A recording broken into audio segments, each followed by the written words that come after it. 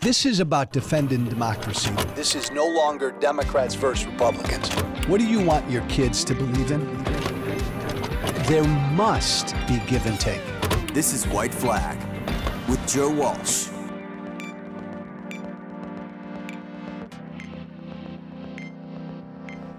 Shouldn't need to be said 3 years later, but January 6th was a bad, terrible, horrible day. January 6, 2021 was unprecedented. First time in American history there was a violent attempt to overthrow an American election.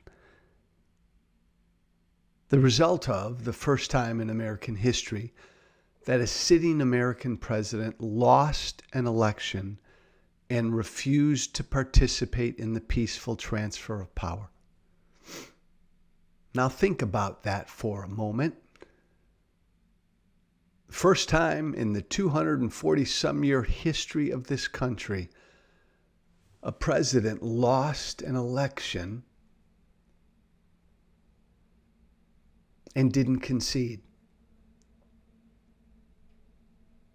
and wouldn't participate in that uniquely American thing called the peaceful transfer of power.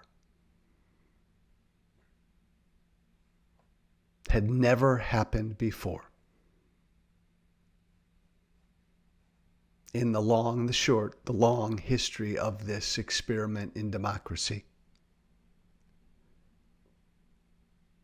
And then that president lied and lied and lied about that election. I remind everybody that that president began lying about that election before the election.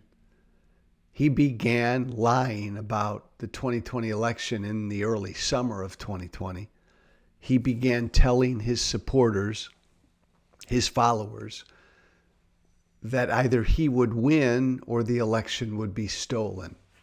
Don't ever forget that Donald Trump began saying that well before Election Day.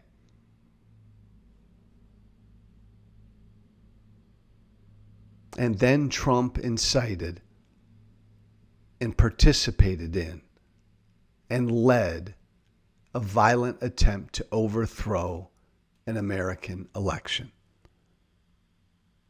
3 years ago tomorrow. Still jabs me when I think about it. January 6th was a bad, horrible, terrible, un-American, undemocratic, traitorous day.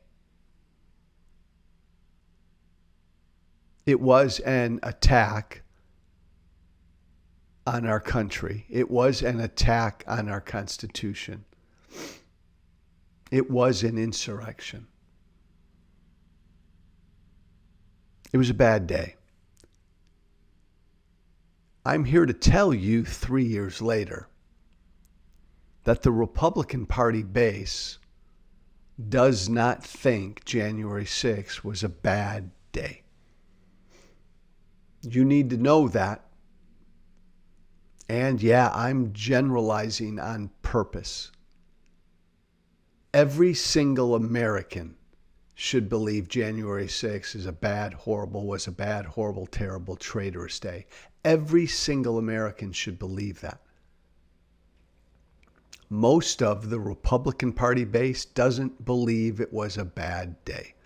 Most of the Republican Party base believes it was 30, 40, 50 some thousand Trump supporters descending upon Washington, D.C. so their voices could be heard because they were screwed out of an election, and a handful of them maybe got out of hand, but Antifa was there. The FBI incited it. It was an inside job, but it was a patriotic day because the election was stolen, and thousands and thousands of Americans, their voices needed to be heard. That's what most Republican base voters think about January 6th. I know because that's what they tell me. I come from the base, you know that. I still engage with the base every single day. This is what they've told me every day for the past 3 years. Marjorie Taylor Greene tried to throw a big rally, I think, tomorrow somewhere in Florida, celebrating January 6th. The venue, I guess, turned her down. But she was throwing an event to celebrate January 6th. Marjorie Taylor Greene speaks for the Republican Party base. Donald Trump will give a speech on January 6th, and you listen to what Donald Trump will say about January 6th. He speaks for the Republican Party base. Joe Biden rightly will give a speech, I believe, later today, condemning what happened on January 6th and using it rightly to frame the 2024 election as a fight between democracy and autocracy.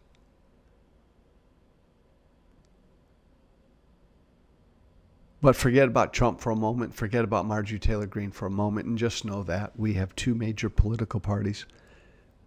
The base of one of our two major political parties does not think January 6th was a bad day. We're in trouble, America. We are. We have a lot of work to do, America, to keep this experiment together. And it's difficult because we've got to balance two things. We have to win in 2024. Democracy has to win in 2024. We got a 10, 11-month goal right now, defeat Donald Trump and win, democracy win in 2024. But our democracy, we got long-term problems, gang. And our democracy will be hanging by a thread after the 2024 election, because we are dangerously divided and we don't listen to each other.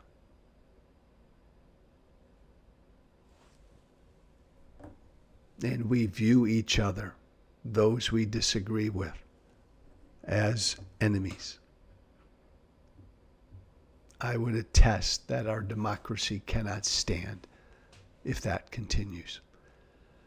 I'm Joe Walsh. Have a good weekend. My email, by the way, is joewalshwhiteflag@gmail.com. That's all one word, joewalshwhiteflag@gmail.com. Thank you. Be brave. Thank you for listening.